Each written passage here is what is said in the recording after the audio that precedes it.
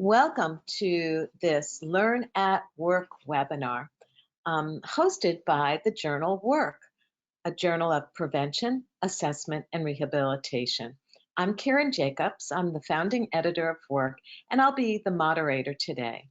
I'm going to turn this webinar over to our speaker, who will introduce himself and also tell us about information from an article which was published in Work. So welcome. It's all yours, Thomas. Thanks very much, Karen. It's really great to be with everyone today. Thank you for the opportunity to present. So Thomas Tenkate's my name.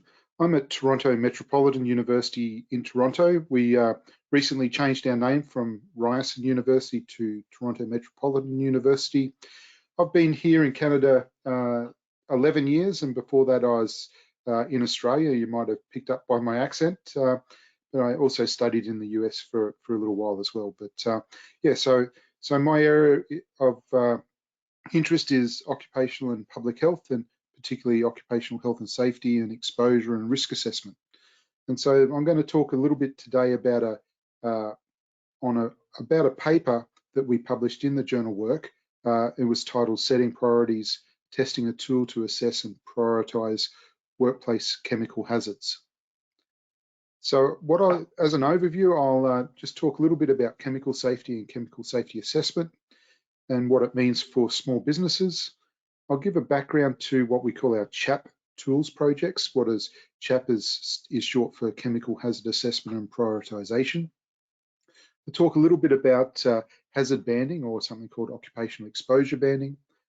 I'll then talk about the steps that we went through to develop the CHAP tool, and then look at some conclusions from that work. So yes, this presentation is based on a paper published in Work in 2021.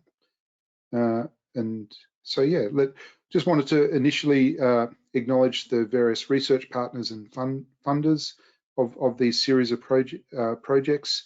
We have a core research team that are associated with the university and also industry. We have a series of partners, research partners. Most people from the US probably won't understand those acronyms there, but we have a series of partners who are health and safety associations and unions, as well as the projects have progressed, we've had different partners come on board as well. We've received funding from the Ontario Ministry of Labour and the university, as well as WorkSafe BC for our latest project. So if we look at chemical safety in the workplace, I think you'd have to acknowledge that exposure to chemicals within a workplace setting is quite a substantial issue. We say that because worldwide we estimate that over 1 billion people are exposed to chemicals at work each year, and this exposure to chemicals in the workplace produces a large disease burden. Say, for example, in Europe, approximately half of the occupationally related deaths are associated with exposure to hazardous substances. Over 200 chemicals cause cancer, and cancer is the main cause of death associated with chemical exposures. But obviously, there's a range of other debilitating diseases and illnesses associated with chemical exposure, as well as the exposures can produce effects on a wide range of organ systems and parts of the body.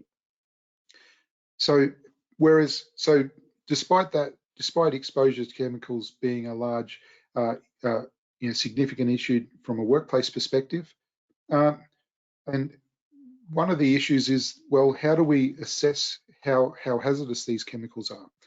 One of the key approaches to develop occupational exposure limits. Whereas of the over 85,000 chemicals commercially available, and particularly those registered in the US, only about 1,000 have occupational exposure limits. So that means for the majority of chemicals, we don't have an exposure limit to compare against. And so then we have to say, how do we assess the hazards and risks of exposure to these chemicals? And then from the perspective of undertaking this hazard and risk assessment, we would say that that might be more straightforward for larger businesses, but smaller businesses can find that quite difficult. And in Canada, 99% of our businesses are small to medium sized, and they employ the majority of Canadians. We know that small and medium sized businesses have a higher risk of injury of their workers, and they definitely find it difficult to assess the risk of chemicals for a broad range of reasons. But not just in Canada, but in the US, it's clear that management of chemical hazards is a difficult issue for a lot of businesses because from recent data from the OSHA regulatory violations, inadequate management of chemical hazards is the second most cited violation. So it means that this is not just an issue for Canada, but for all countries. So to try and address this, we've conducted a series of projects that we under the umbrella of what we call our CHAP Tools projects, and the aim of these projects was to develop tools to help small businesses and to help small businesses to better understand the hazards associated with the chemicals they use, to be able to do a simple hazard or risk assessment of those chemicals, and to be able to then prioritize which are the most risky or hazardous chemicals to then undertake further assessment or to look at what control measures need to be prioritized. As part of this project, we really sort of said, well, if we're focused on small businesses, how do we, what's the most important for those? And so we really said, well, we need to, if we're going to do this, we need to be able to link to WHMIS, what is in Canada is our hazardous materials information system, and that's really the primary framework for managing chemical safety within Canada. But that often is sort of very generic for a workplace, and so we really need to say, well, how can we contextualize this for the workplace, and as well as saying, well, how do small businesses get their information about chemicals and chemical hazards? And that's really primarily through the safety data sheets that come with those chemicals. And then also, how can we, through these projects, engage workers more in the process of chemical hazard assessment? So over the last few years, we've developed a series of tools. In 2018 to 2019, we developed our CHAP tool that is the focus of today's presentation. What is a paper-based pen and paper version of a hazard assessment. We then moved after that to developing a electronic version of that tool that focused on hazard assessment. And then after that, we then moved to doing a risk, developing a tool, spreadsheet electronic tool to do a risk assessment. And each of these were based on the feedback of the businesses that we were engaged with to help us develop these tools. All of these tools are available for free download from our website, and we used hazard banding, or what's called occupational exposure banding, as the basis for the hazard assessment for all of these tools. So what I'm going to do is talk a little bit about what hazard or occupational exposure banding is, because it's so critical to what we do in our hazard assessment. And so some quotes here: it's a systematic process that uses qualitative or quantitative hazard information on selected health endpoints to identify potential exposure ranges or categories. It's really a screening process or approach that is taking or summarizing the most important health effects, and it's really focused on substances that don't have an occupational exposure limit. So if you don't have an occupational exposure limit, then how do you do an assessment? One approach is to use this hazard banding approach.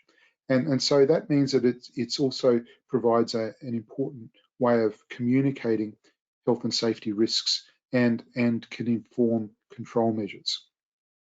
So I'm going to sort of explain a little bit more about this in a minute, but from the sort of the level of data requirements, we have this sort of hierarchy, and so hazard banding approaches really the least data intensive, and so that really means that they're going to be the most effective or appropriate for small businesses. Because when you talking about chemicals, it might be okay for a large business that might have multiple full-time occupational health and safety specialists, including occupational hygienists or toxicologists. If they have access to those sorts of expertise, then that they're in a very good place to sort of undertake more detailed assessments. But if you're a small business and you generally aren't going to have full-time health and safety specialists on employed, or you might have the people that we worked with just have people who are representatives on the health and safety committee. Well, these sorts of people aren't going to be able to go to toxicological databases and sort of really go through the very detailed processes that's needed for hazard assessment. So we're really saying, well, what is the easiest and simplest approaches that we can take that using the data that people have available to them. And so that's why we sort of focused in on using hazard banding as an approach, as a process. And so just to give an example of what we mean by, or the process for hazard banding, it's a way that we can classify a chemical into one of 5 bands or levels. So level A is the lowest hazard, and level E is the highest hazard. And we do this by taking information from the safety data sheets. And under the GHS, or the Globally Harmonized System for Chemicals Safety Management, chemicals are assigned standardized hazard codes and hazard statements based on their known toxicological characteristics. And so we can use this information to develop hazard banding, or put a chemical or categorize a chemical into a certain level of hazard. And so, and these hazard statements are, as I said, are standardized. And they're found in section 2 of the safety data sheet. So on the right-hand side of the screen, I have section 2 of an example safety data sheet. And we're really focused here on the hazard statement section. So these hazard statements are standardized statements, and from these we're able to compile a hazard level of this substance. And one of the key other aspects with chemical safety is the fact that most products that are used in the workplace are a mixture of chemicals, and we know that trying to understand the interactions between within chemicals within mixtures can be difficult. And so this approach of using the hazard statements to inform the hazard level means that we don't have to be sort of get caught up in the more complicated assessment of mixtures. And so another way, so the safety data sheets have a broad range of ways of displaying the information in the safety data sheets. And another way is like this, where the hazard statements are listed and also listed by their hazard codes. This one is a bit easier to follow than the previous one, whereas most safety data sheets are in the form of something like this, where you have a series of statements under your under this hazard statement section in section 2. And we're going to unpack these a little bit just to explain. So there's 3 types of or categories of hazard statements. The first statements are physical statements that are about how flammable or explosive a substance is, and so these are the physical nature of the substance. And you can see here there's actually two statements. One is extremely flammable aerosol, and the other is contains gas under pressure, may explode if heated. So these are standardized statements that the supplier is required to add for this substance. And so each product that has a safety data sheet will have a series of these hazard statements listed for their substance based on the toxicological characteristics. The next series of statements are health-related statements. And so these are about, say, skin irritation, if it causes damage to organs, if it causes cancer, those sorts of things. And then the last series of statements are related to the environment, so environmental statements. Our focus for hazard banding is really focused on these health hazard statements. And what happens, to just give you an example of the process that we used, that was based on a system that was developed and published from a group in Europe. Basically, each of the statements comes with its own determined hazard levels, and under this approach, there's different hazard levels for different routes of exposure. And so basically, you unpack each of these statements and assign the hazard levels that come with these statements, and then you look at what is the highest hazard level across each of the exposure routes, and this will give an overall exposure a hazard level for that substance. And so it's really sort of looking at what are the statements and what are the already pre-assigned hazard levels for these, and what is the combination of these to give your overall hazard level for your substance. So for our CHAP tool and for the CHAP tool project, initially for the first round of development, we really were wanted to sort of work with our unions and health and safety association partners to really sort of start this process. And so part of that was to say, well, you know, how do we really form those working relationships, and are these associations and unions, how effective are they in recruiting workplaces and engaging the health and safety committees of those workplaces? We then were asking, well, what are the barriers faced by the health and safety committees in various workplaces in undertaking chemical hazard assessment, both identifying the hazards and assessing these hazards? And then we wanted to say, well, how was the CHAP tool that we developed to help workplaces do this, how effective was this in regard to its purpose, in how usable and did it meet the goal that we set for it? So these were the sort of the research questions that drove what we were wanting to do with this project.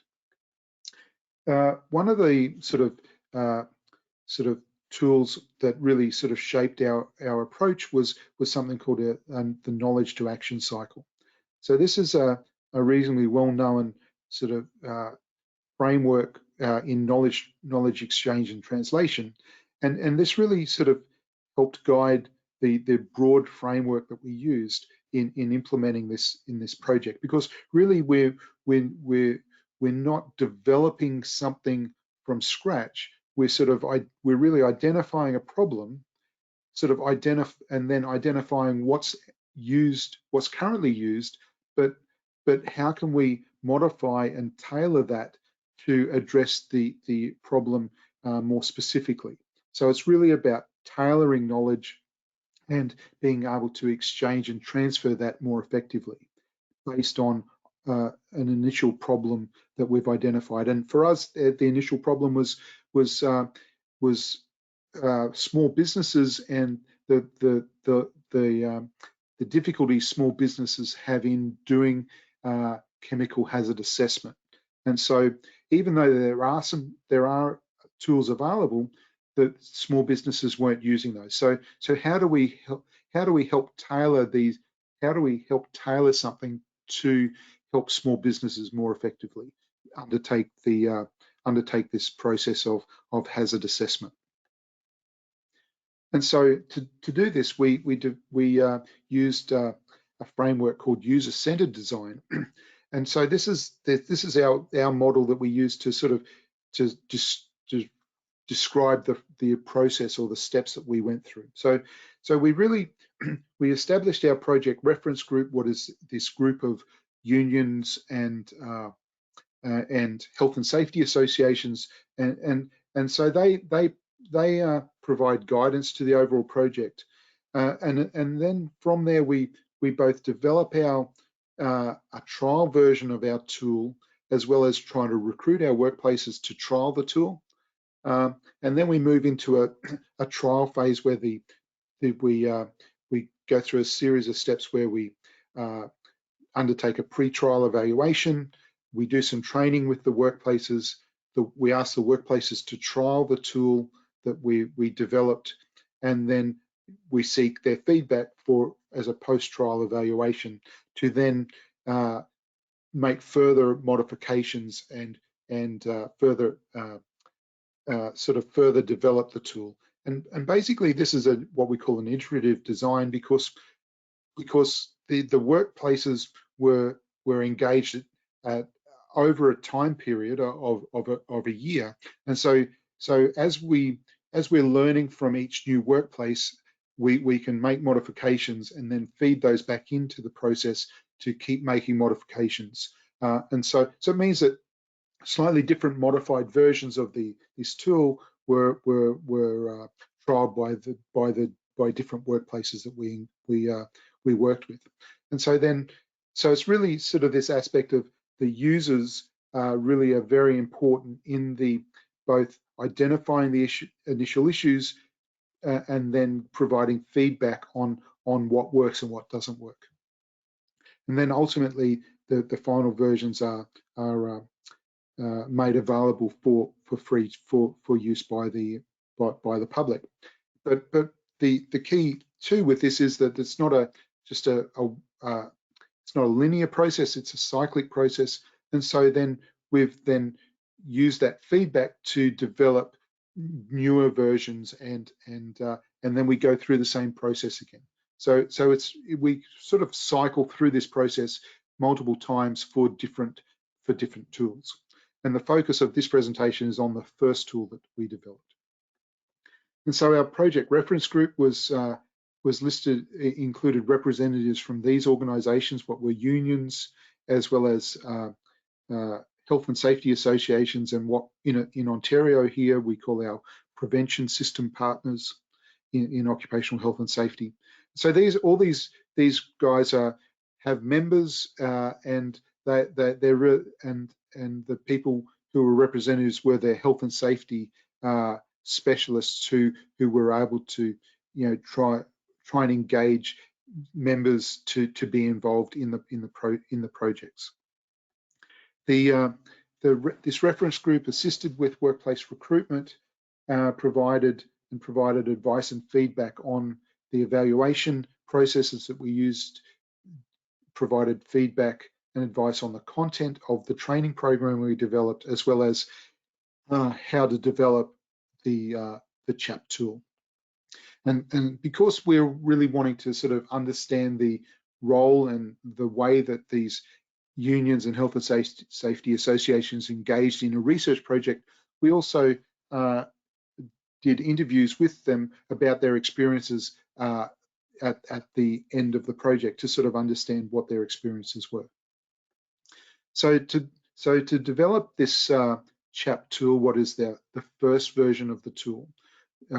We use this hazard banding approach, as I said, as the basis, and that's because we really wanted to have a system that was easy to use by small and medium-sized businesses, and so it really needed a process of being able to have simple input of information and to be able to have access to data and information that should be readily available, and that's particularly through the safety data sheets. So it's really saying you don't have to log on somewhere and get into toxicological databases or sort of get into all these sort of complicated processes. It's saying the chemicals that you use are supposed to come with a safety data sheet. How can we use that information to help you better understand the hazards of those chemicals?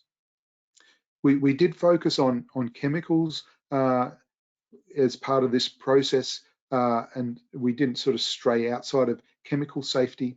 And we also focused on the health hazards because versus the broader safety hazards, from the perspective that the hazard banding approaches that currently are used, they focus on health hazards and don't stray much into sort of those either physical or environmental hazards as listed in the hazard statements. For this first round, we focused on hazard assessment, and so we didn't include issues around exposure assessment or risk assessment, and whereas they actually emerged out of further versions of this tool. And so, and again, it's really this sort of starting point. It's really a screening process, and it's not to sort of take away from other existing processes that a business might use, but it's to provide additional support in that initial understanding of the hazards associated with the chemicals that are being used in a workplace. So they're some of the key considerations in trying to develop this tool. So to do that, we then said, well, what are the tools that are currently existing? And so there was a series of tools that we identified, and so then we evaluated those tools for both usability and utility. And then based on that evaluation, we identified a hazard banding approach that we felt was the most simplified for small businesses. What came from a paper published by a group in Europe from Arnaud et al. And then we sort of combined that with some approach that I'd used previously to come up with our draft CHAP tool. And so basically for this tool, a workplace would identify their top 10 chemicals, and because a lot of businesses say, well, we've got lots of chemicals, where do we start? And so our starting point was, well, maybe start with the top 10 chemicals, and what includes the 5 chemicals that you use the most and the 5 chemicals you think are the most hazardous. And that's a good starting point. And then the tool then helps them assess the hazard level of each chemical using the hazard banding approach. And then from that, they can rank or prioritize the chemicals for further assessment. So I'm going to then move into just briefly showing you a little bit about the tool that was developed, this pen and paper version of the tool. And so these are some extracts out of the tool. So to sort of help people understand what to do, we created this flow chart, which is in essence a 10-step process, and that helps people step through the process that they need to do. The first step is this is identifying the chemicals that they and products that they want to do the assessment of, and they just list them in this what we call our summary sheet. And so once they're listed in the left-hand column of the summary sheet, then they go to the assessment sheet. And so we have one assessment sheet for each chemical, and in this assessment sheet, the workplace would go to the safety data sheet for this chemical, go to that section 2 of the safety data sheet and look at the hazard statements, and then list each of the health hazard statements here. And then from a table of codes, what is something like this, they would then, for each hazard statement, pick out the hazard levels and add them to this table, and then look at, and once they've listed all the hazard statements and their codes, hazard level codes, they would then say what is the overall, what was the highest code for each exposure route, and then what is the highest hazard level across all of the uptake routes. And then they would transfer this back to this summary sheet.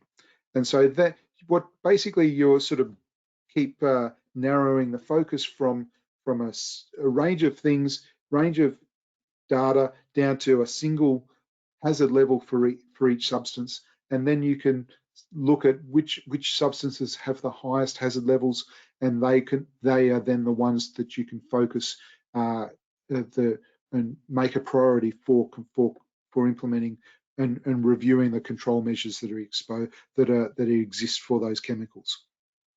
So as part of this, we provided an example of what this might look like and tried to explain what this was.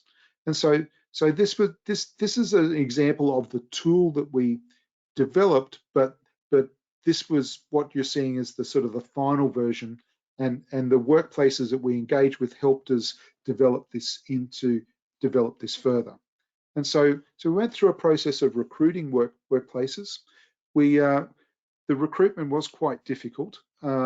We ended up with the unions and health and safety associations committed to recruiting 6 to 10 workplaces, and we really wanted the representatives both from the worker and employer sides of the committee to agree to participate. We went through a broad range of processes to try and recruit workplaces, but it took us nearly 12 months to recruit this, and we were only able to recruit 6 workplaces. We recruited workplaces in the manufacturing sector, public services, aged care, medical, lab, and a warehouse setting. So we had a broad range of workplaces that had a wide range of employees, and 3 of those 6 were unionized. So to engage with the workplaces, we went through, these are the steps of that user-centered model. We did our pre-trial evaluation where we met with them in person. This was just prior to the COVID lockdowns, and we were able to gather information about the workplaces, meet with the health and safety committees, and then from there we developed a training program, or a 1-hour training session that we then went back to the workplaces and ran this training session with them on how to use the draft tool and what its link was to the existing WMIS processes and information that they already understand. And from there, the workplaces did a trial of the tool. We gave them 4 to 6 weeks to use this tool on up to 10 of their own chemicals. And then we went back and interviewed each of the workplaces on the usability and utility of the tool to ask them to get feedback on the training, and then said, would you use this tool into the future? How would it be adopted? And in total, 31 people were able to provide feedback on the use of the tool. And then once the tool was finalized, each of the workplaces received a final version of the tool. And so just to sort of highlight that this process, this feedback and evaluation process was very qualitative. And so I'm just going to run through a series of quotes that sort of give you a flavour for what happened there.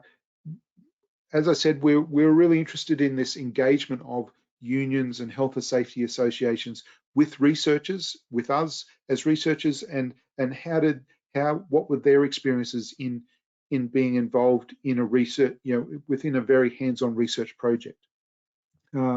This reference group met a number of times, and basically they really overall they sort of highlighted the sort of difficulties that they faced with trying to engage their member workplaces and members in research, and a lot of that was because of a lot of the competing demands that they really identified, and particularly for small businesses. But they did feel that overall the tool would encourage workplaces to get more involved in chemical safety management, and so that was a positive.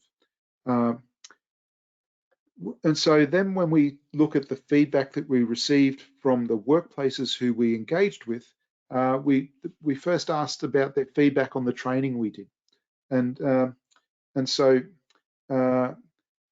key sort of feedback was that the WMIS training, or the chemical management training, safety training that workplaces get and the workplaces undergo is usually very, very generic, and so that this sort of a process they felt helped make it more context specific and workplace specific. So what's always good, because that's really the intention of the WMIS system, is that it should be workplace specific, but often workplaces don't know how to make it workplace specific.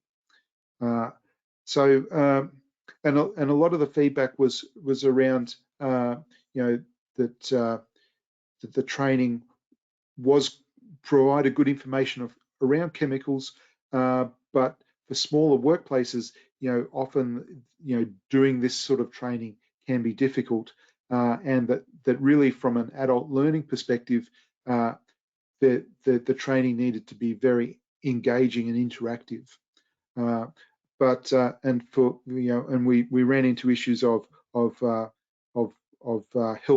health literacy and just that aspect that chemical safety, and once you're talking about sort of toxicology and a whole range of things that around health and safety issues of chemicals can get very complicated, and a lot of the employees involved in the training said, yeah, those things can get a bit complicated.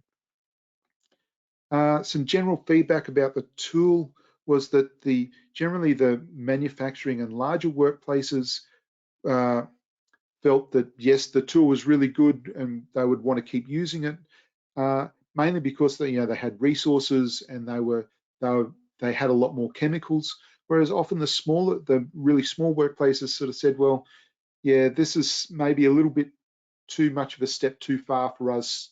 It's helpful, but we don't know whether or not we'll adopt this on an ongoing basis.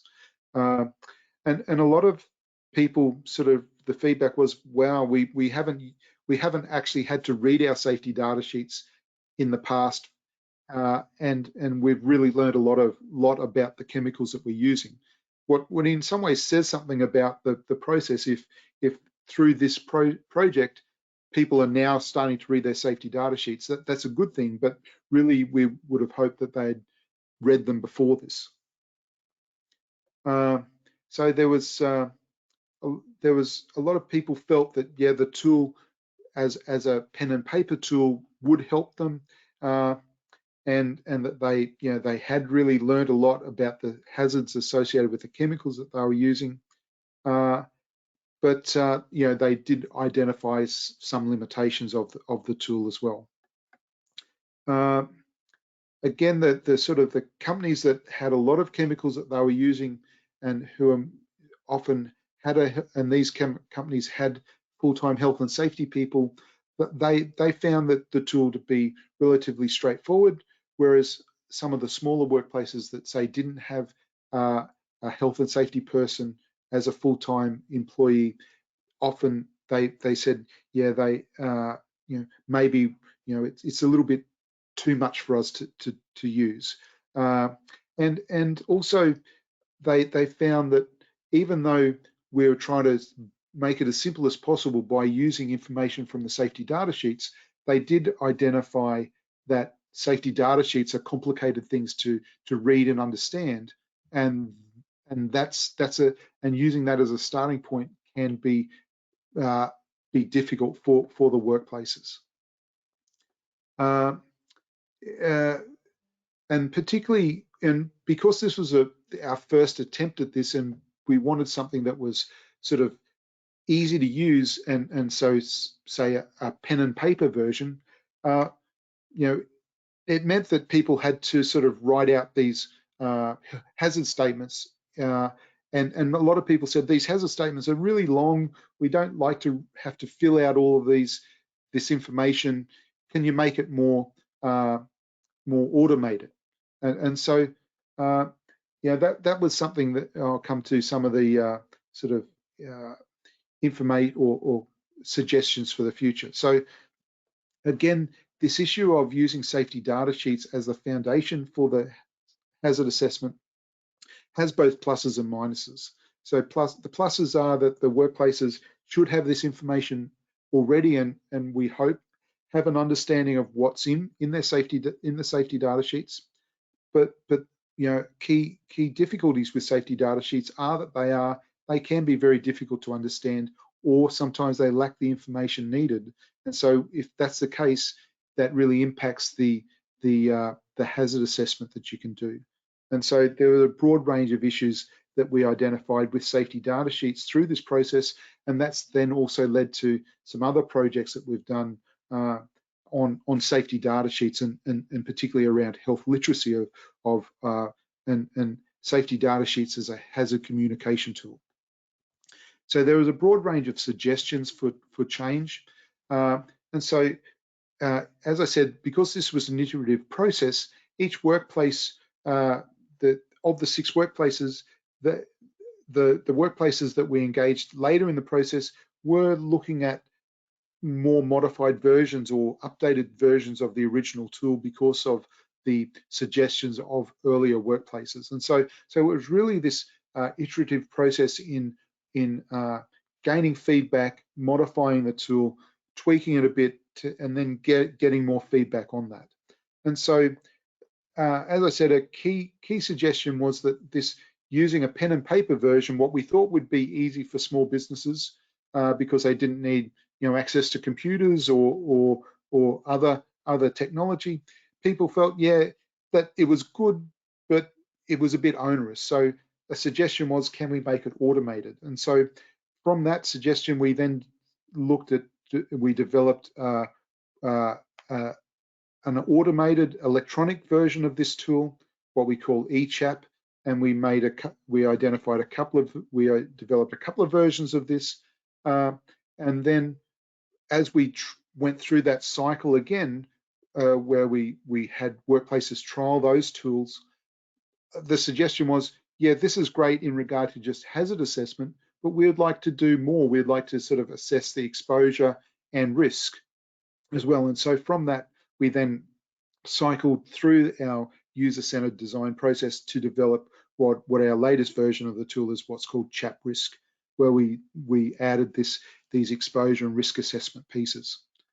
And so what it means is, from our overall model that we used, our user-centered design model, we've actually gone through this model cycled through it 3 times. The first time was with this pen and paper CHAP version that focused on hazard assessment. Then the second cycle was an electronic version using Microsoft Excel as the base, and that was focused on hazard assessment.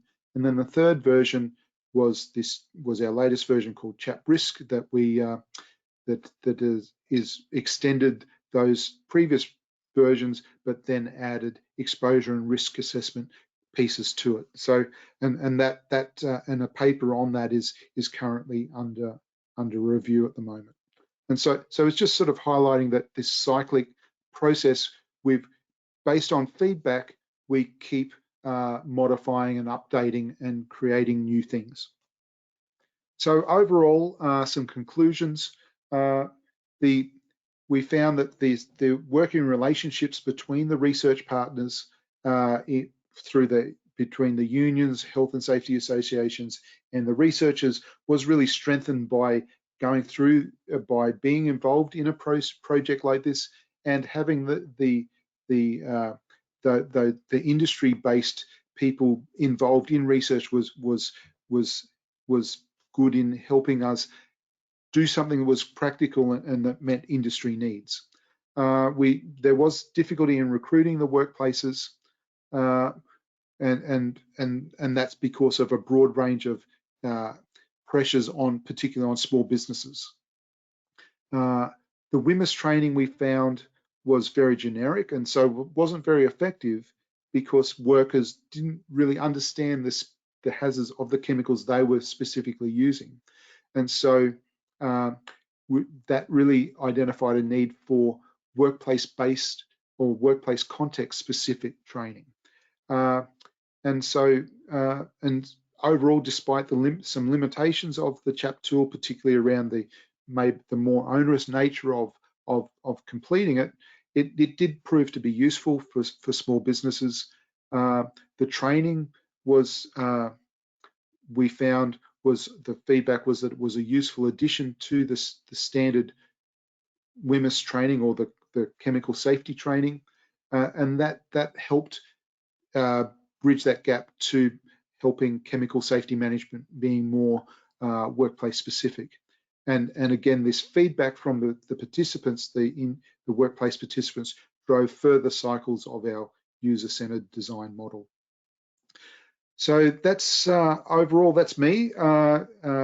What I was going to talk about. Just wanted to say thank you for your time, and happy to take any questions. So thank you very much, Karen. Oh, Thomas, thank you so much. This was so interesting. You shared, I think, some surprises that you found, recruitment, things like that. Was there anything else that you were surprised about that might help for lessons learned for future studies? Yeah.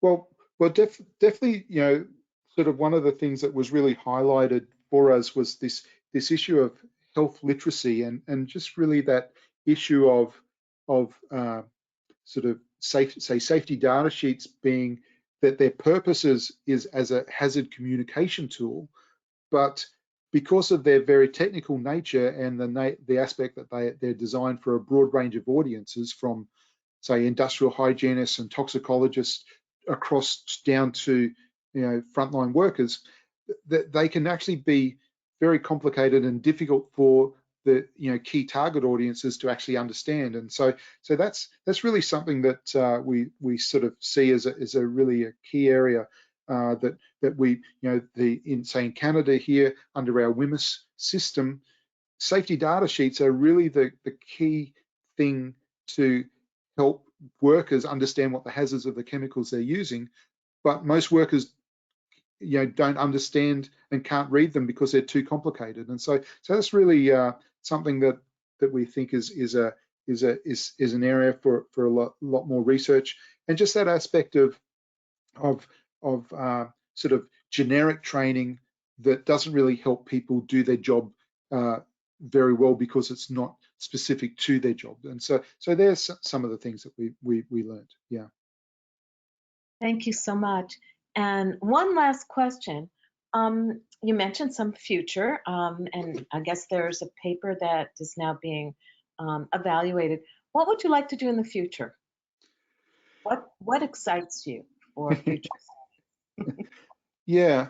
Well, I think what I would say is that for me, these series of projects really sort of highlighted that role of what we'd call user-centered design, and it's really that aspect of if you want to sort of develop something, and you really need to have those end users engaged, from early in the process, and so I definitely think anyone who's doing research and you're wanting to really make a difference for frontline workers and at what we'd say at the coalface, I think you really have to take that time to get those frontline workers engaged, but that engagement can be quite difficult. And so definitely, this is sort of, for us, this has opened up a range of